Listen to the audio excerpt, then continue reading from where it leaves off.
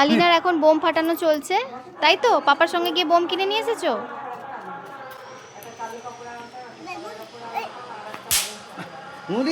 বাবা, তুমি চান করবে না? তুমি চান করবে না?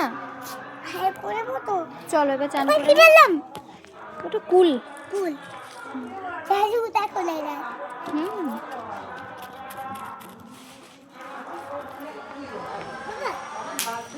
এটা আস্তে ফাটলো।